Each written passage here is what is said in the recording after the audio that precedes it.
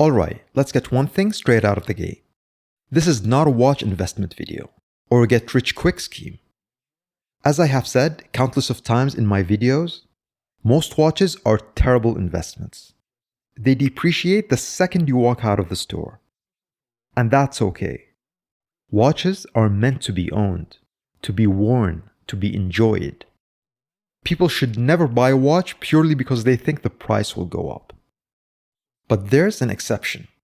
While the vast majority of watches lose value, there are a few that actually appreciate in price.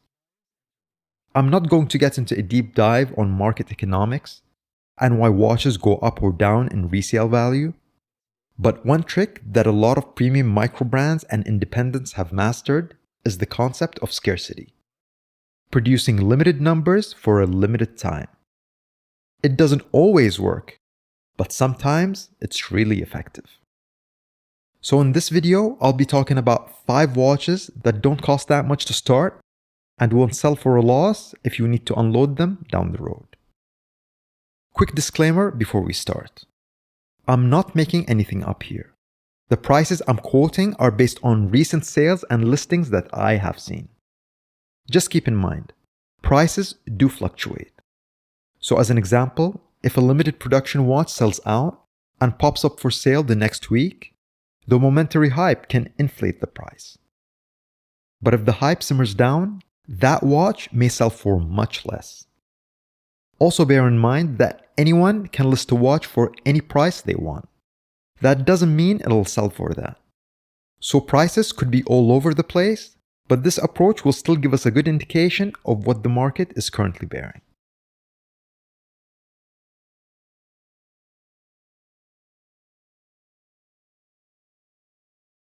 First up, Ming. Ming is arguably one of the kings of the modern independent scene. Their limited watches, designed in Malaysia and assembled in Switzerland, sell out in minutes. The timepieces from Ming are insanely recognizable. They have very unique case designs, and their dials are minimalist, balanced, and legible. This combination of aesthetics and high-end mechanics has won them many accolades, like the Horological Revelation Prize and the Sports Watch Prize at the GPHG. So why do prices for Ming watches appreciate? The brand's reputation for incredible design and quality creates a frenzy. There are far more people that want one than there are watches available. Therefore, on the secondary market, some models are holding stable at retail prices. But other highly sought-after limited models command a price of about 20%, sometimes more, depending on the model. Not bad for a company that is less than a decade old. Next is Anordain. This Scottish brand is famous for one thing, their ability to work with enamel. And they create very nice enamel dials, all in-house, and that raises a lot of eyebrows. Each dial is crafted by hand using traditional techniques from start to finish. And the result is beautifully rich and crisp dials. The reason their watches command higher prices on the grey market is because the process of creating enamel dials is incredibly difficult, done by hand, and has a high failure rate. This severely limits how many watches Anordain can produce each year, which stands at about 400 pieces at the moment. So that creates a waiting list that is years long. The standard Model 1 has a retail price of about £1,800, or roughly $2,500. If you want one now, you're paying a 40 to 55% premium on the secondary market. Even their Fume dials, which are slightly more available, command a 5 to 15% increase. Anordain isn't just a maker of timepieces. They create wearable art and have successfully positioned themselves in the watch market. Number 3, Chrono Tokyo. If you're a close follower of what's happening in the watch industry, then you must have heard of this brand. This is the more accessible brand from Hajime Asaoka, a legendary Japanese independent watchmaker.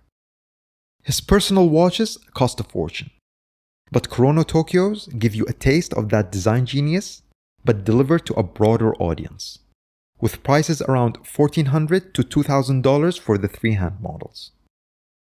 Asawoka's designs evoke the elegance of the Art Deco heyday. The dials are very attractive and are my single favorite feature of the watches. But why are Kurono Tokyo models like the Calligra and the Reiwa selling for such a high price on the secondary market? The combination of affordable, timed releases and a limited batch production led to this extremely predictable result.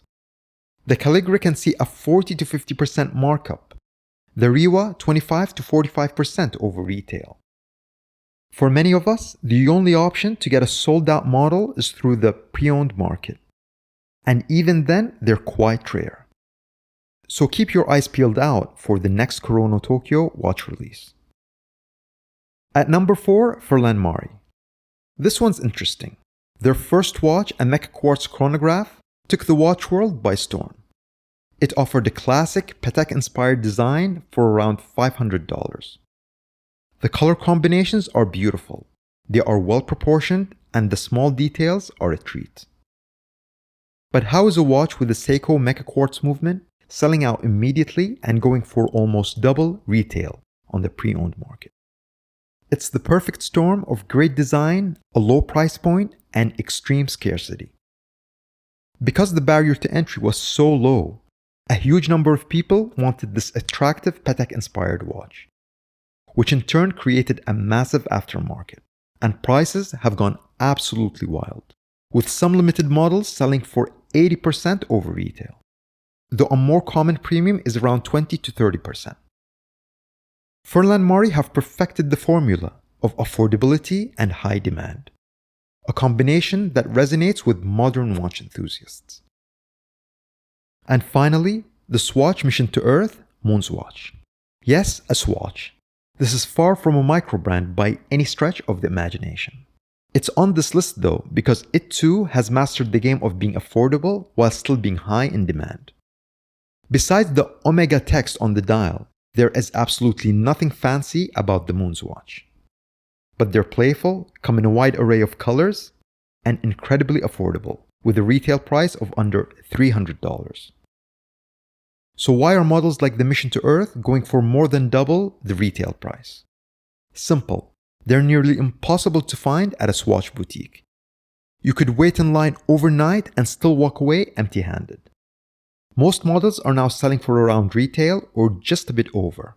But the Mission to Earth phase Moonshine Gold with a navy blue bioceramic case and Snoopy graphics on the dial keep going for 45 to 90% over retail.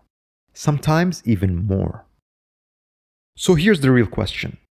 Are you willing to pay that markup to skip the hunt? Let me know what you think in the comments below. So there you have it. 5 watch brands that break the mold. Each of these brands plays the game with limited or timed releases, which as we've seen can drive up the prices on the resale market.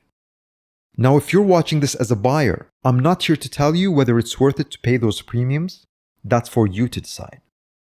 If you're a flipper or investor, this is not a watch investment video.